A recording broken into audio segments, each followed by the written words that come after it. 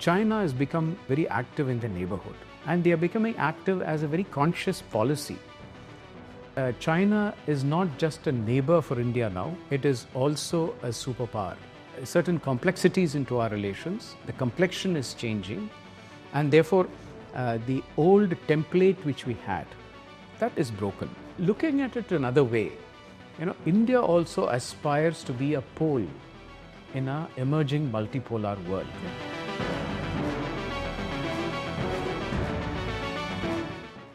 Hello everyone. The world order seems to be in flux. The war in Ukraine has been going on for more than 3 years. Gaza has been devastated by Israel. There are trade disruptions after Donald Trump came to office in the United States. And India and the United States, very close strategic partners, are now facing fresh turbulence in their relationship after the United States imposed 50% tariffs on India. And the world order, when the world order is unraveling, what should India do? How India should navigate these challenges which are unfolding around the country. To discuss these pressing matters, I am today joined by Ambassador TS Tirumurti. Welcome to the show, Ambassador. To begin with, what are your thoughts on Prime Minister Narendra Modi's recent visit to China to attend the CEO summit? Could we say that India and China are now settling into a new normal despite the differences we have between the two countries? Firstly, let me thank you, Stanley, for having me in your program. I think we are still quite far from reaching a new normal in our relations with China. And of course, we have seen the fact that both India and China, we have seen that they are keen to do progress in our relations. And we have taken steps, and these are initial steps, they are important, but they are also more symbolic than substantive. For example, resuming air links with China and or resuming the Kailash Manasarovar Yatra, liberalizing the visa regimes. And these are all initial steps which we have taken. But there are also harder issues which we need to tackle bilaterally. And these very well includes the trade imbalance, the market access to goods and services, de-escalation, the early harvest which we are looking at, and even, for example, the huge dam, the largest dam which they are planning to build on their side of the Brahmaputra. So these are all issues which have to be discussed bilaterally before we can even move towards a new normal in our relations. But if you also look at the neighborhood, China has becoming very active in the neighborhood. And they are becoming active as a very conscious policy. You have seen already a very critical support which they gave to Pakistan during Operation Sindoor. But they are also in some ways encircling India, not just physically but also strategically. They are trying to bring some of the neighboring countries into a grouping without India and all that. So therefore, this is another angle which we need to look at very carefully. But interestingly, there is another dimension which has come in the last few years, and that is that China is not just a neighbor for India now, it is also a superpower. And for the first time, India is actually having a superpower on our borders. We are sharing a boundary or a border with a superpower. So what is happening is all these are bringing certain complexities into our relations. The complexion is changing, and therefore the old template which we had, that is broken. And we need to move towards a new template before we can even get into a new normal with China. And that will also mean a certain degree of trust which we need to build with China before we go to a new normal. As of now, I think our relations are heavily securitized. And I think that itself is a constraint in the way that we are going towards this new normal. So the timing of Prime Minister Modi's visit is also interesting. So we witnessed that disruptions are there in the global trade regime now, especially after President Trump came to power in the United States. So some argue that the trade disputes and tariffs, especially tariffs and trade policies of the Trump administration are nudging India or shaping India's policy towards China.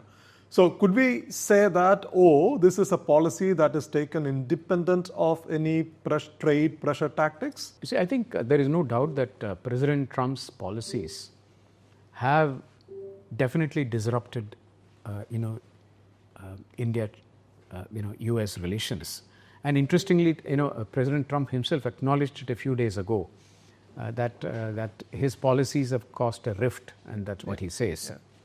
But I doubt whether, whether this particular, by themselves, whether these policies have nudged India and China closer in any substantive way. I'm not very sure whether that has made a difference. But I think it's because that the standoff which we have had over the last 4 years on the border, I think both countries have realized that this standoff has been counterproductive to our relations. We have hardly had any political contact, and that's not good for countries which are neighbors, and that too huge countries like ours. So that is why we ourselves in October, if you recall, last year, we went ahead and we decided to disengage from the border. Of course, we haven't de-escalated yet. There are still troops on both sides. But we disengaged from the border, and now we have taken some initial steps, which I just mentioned. So therefore, there is an intention to do, but it's, I think, driven by our own desire to take it to a slightly different level. And but the meeting, as you correctly referred to in China, I think it's also a signal to the United States that we have options, right, and that our countries can manage our relations on our own. Yeah. I think that is a signal which we are sending it. But just as I mentioned, how serious are these options is slightly debatable, given the fact that we have some systemic issues. But that said, let me also say one thing, that while I think India should counter China where necessary, right, but at the same time, India should also be able to make common cause with China where possible. And this is particularly true when we can actually find ways of working with China, either regionally or plurilaterally or even globally. I think there are avenues which we can work with China. And I think both countries should do more to find this type of a synergy in aspects, so that we look at our relations in a holistic way. Yeah. So that takes us to the Indo-US relationship as well. You referred to the drift which President Trump was talking about. See, both sides over the last 20, 30 years have been deeply committed to improving relationship, both India and China. Prime Minister Modi recently referred to the relationship as a comprehensive global strategic partnership. Correct. But at the same time, we can say that relationship is facing turbulence now. The United States has imposed 50% tariffs on Indian goods. And also there were repeated comments by Trump administration officials, especially Peter Navarro, targeting Indian trade, calling India Maharaja of tariffs, etc., etc. So my question is, how do you read these developments, the recent rift? Or what do you think about India's response to these developments, like tariffs, etc., and comments by Peter Navarro, etc.? I think the United States should first decide where India fits in geopolitically into their scheme of things. I think that's very, very important now. Secondly, the United States should not subject our relations and make it into an episodic relations. What I mean by an episodic relations is that every episode in our relations should not become a trial by fire, which is effectively what is happening. And I think these are important for the United States to take a call on how they want to deal with us. If you actually look at the fact that some of the countries have actually capitulated, so to say, and struck bad deals on trade deals with the United States, you will find that almost all of them are the closest allies of the United States. It has been the European, the EU, Japan, South Korea, and others. Now, there is a reason. The thing is that that's because they don't see these trade deals as merely trade deals. These deals, they have seen it as a way of preserving their alliance. Yeah. Because without this alliance with the United States, they are rudderless. And they also realize that for the first time, actually, there is a very serious jolt which is being given to the so-called liberal world order. And this challenge or threat to this order is actually for the first time coming from within, which is the United States. Whereas when United States tried the same tactics with non-allies and like India, then obviously it has not been a very happy experience for the United States. That's because, let us be clear, India is very keen to get this trade deal done with the United States. There is no doubt, and it's important. But unlike the allies of United States, we are not willing to get it done at any cost. And that's the big difference. And coming to your point about Navarro and others, I think this naming and shaming has not worked very well with India. And very well, even during when famously Prime Minister Mrs. Indira Gandhi walked out of a meeting with President Nixon when this was adopted. So I think this has not really worked with India. But at the same time, we should also not forget that the US started cozying up with Pakistan almost immediately after Operation Sindoor. And now we have the United States levying punitive tariffs for buying Russian oil. So in effect, they have actually converted the trade conversation into a geopolitical conversation. And now they're even asking I think the G7 and the EU to levy 50 to 100% tariffs on India and China. So that is another aspect. The other one which I think we are all looking at is the US-China deal and how it is going to impact the Indo-Pacific and how is it going to impact India. So I think when you look at all these things, there is certainly a case for us to be a lot more cautious with the United States at this point. And we need to question where is it that the United States is trying to fit India into their geopolitical scheme of things.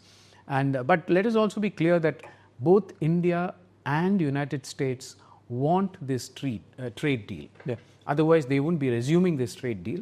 And finally, the fact that he has actually even challenged NATO countries to stop buying oil from Russia, and he said that if you are not going to do that, and don't waste my time. That is exactly what he said. So let's see whether there is indeed a silver lining in this for India. Let's hope something comes out. My next question is about Russia. It's interesting that India has always called for peace in Ukraine repeatedly. But at the same time, India has stopped short of condemning Russia. And India continued trade relationship and, of course, the decades-long strategic partnership with Russia. So this has brought the Indo-Russian relationship under spotlight, the tensions between India and the United States. So you have, on the one side, relationship with Russia is continuing, and there are friction in your ties with the United States, and the war in Ukraine is also going on with no end in sight. So how do you assess India's policy towards this crisis, the Ukraine crisis? At the outset, let me say that I am fully convinced that the stand we took in the Security Council, where we abstained on the resolution in Ukraine, and we also abstained on other resolutions in the UN, and this is in 2022 onwards, I think that is the right stand. We called for negotiated settlement, and we also called for the legitimate interests of both the parties to be addressed. I think that's absolutely the right stand which we had taken. I had no doubt about it. But what I have been mentioning very frequently in the last 2 years plus, and we've been writing about it, is that we should not stop there. We should be more proactive when it comes to the Ukraine war. And why I mentioned that is, it is important to be proactive, to at least be tactical if nothing else, because when the West has been very upset with the stand which we have taken, I think it's important for us to get engaged with the conflict. And by engagement, I don't mean mediation. And in fact, I had written about it, in many of my articles, that what I had in mind is the role India played during the Korean War. If you recall, India was in the Security Council in 1951-52, and we played a very important role in the Korean War. It was not mediation, but it was engagement of India. And this was barely 4 years or 5 years after our independence. And our role was recognized to the extent that when the Neutral Nations Repatriation Committee was formed, India was made the chairman of the committee, and after armistice and all that. So I think that is a role I had in mind. We should be engaged with that. And another thing is that Operation Sindoor has brought out very clearly that if we want our partners to be engaged on our conflicts and on our challenges, then we also need to be engaged with their conflicts and their challenges.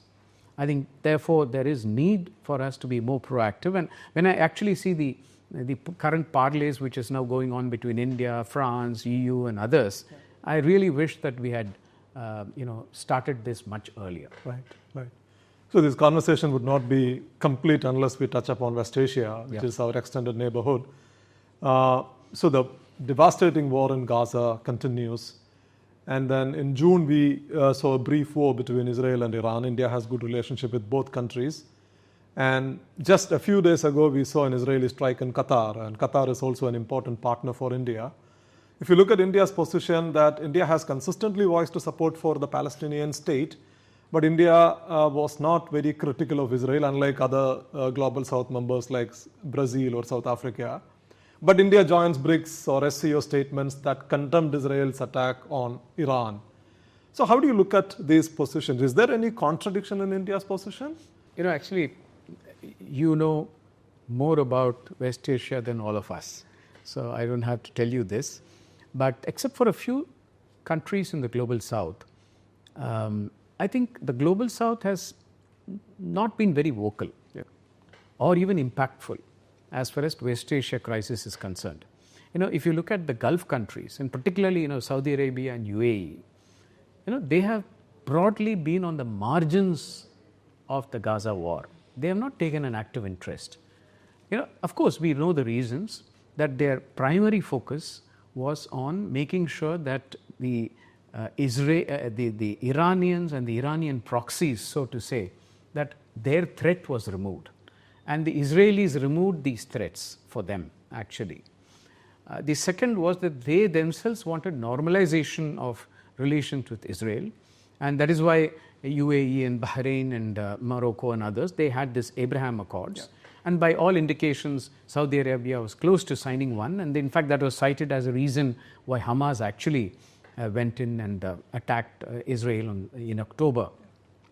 And also, they actually rolled out the red carpet for President Trump during his recent visit, and that included Qatar. And I don't think they took up the Gaza war seriously, and even if they did behind closed doors, nothing has happened.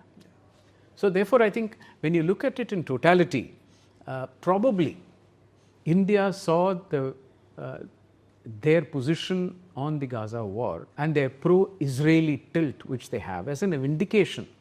Saw this all as a vindication that when they are not taking a proactive stand on, why should we do that? And of course, India has very, very close relations with Israel, bilateral relations with Israel. So I think that is why probably we took the stand we did.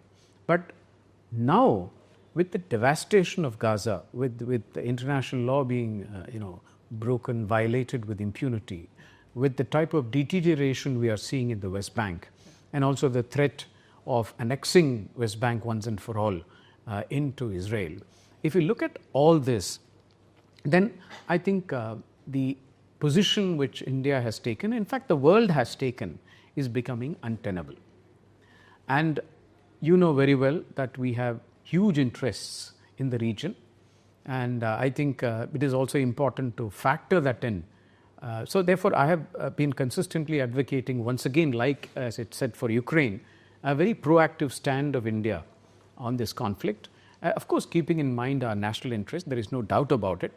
So I hope that what you have just mentioned about some of the steps India has taken, that a balanced articulation of our position will also lead to a balanced position itself, and that will take a more proactive stand on this issue. So there is so much talk about strategic autonomy in the online commentaries and also in other discourses about diplomacy. I would like to know, how do you look at it? Because the critics would argue that India's strategic autonomy is under strain because of the Ukraine war on the one side and then the growing US-China rivalry on the other. So how do you look at it? When strategic autonomy has worked for India. Yeah. And you're absolutely right about that. For example, of course, you know that when Prime Minister Nehru did the non-aligned, took a non-aligned stand, and this was a non-aligned stand vis-a-vis during the Cold War, vis-a-vis the two blocs, one led by the United States and other by the Soviet Union.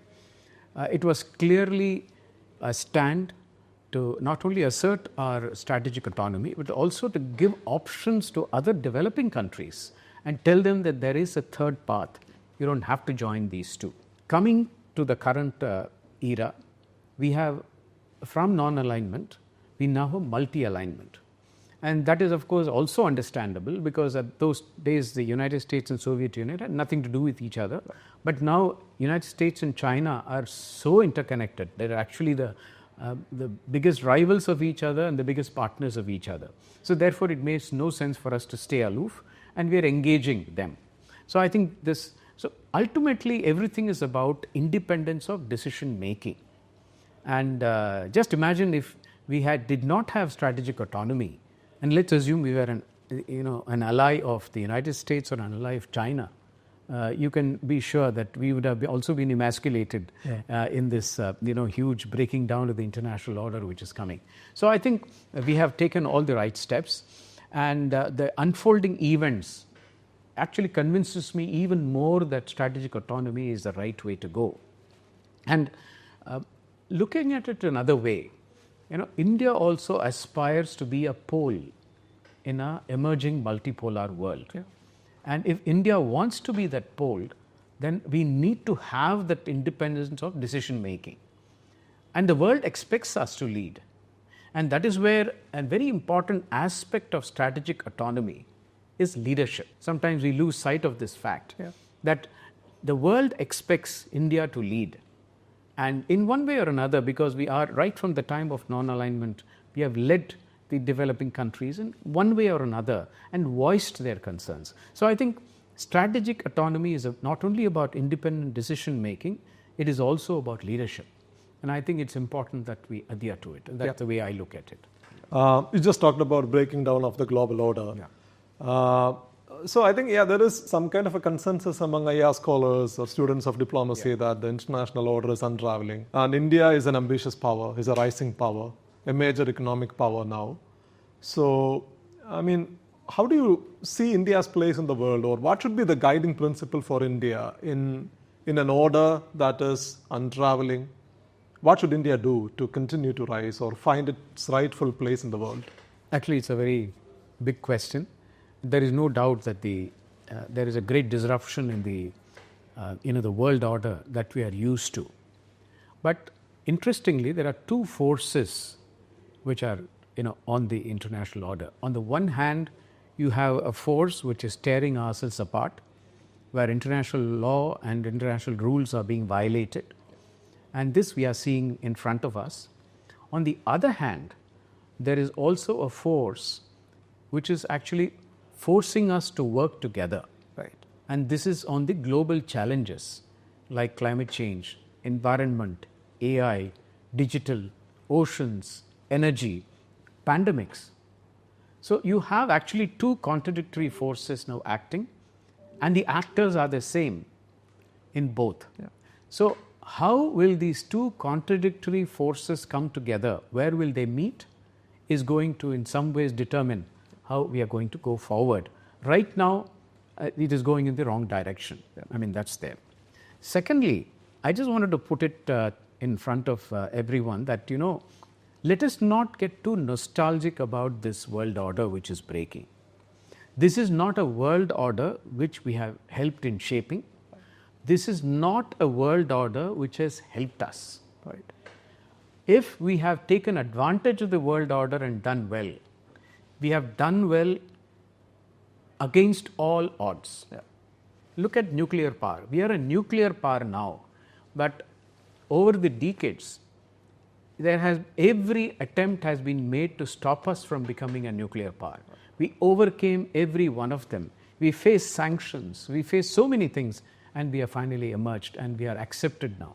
So this is how the world order works. Yeah. So it's not. Let's not get nostalgic about this world order breaking up. And let us also remember that India is not a status quo power.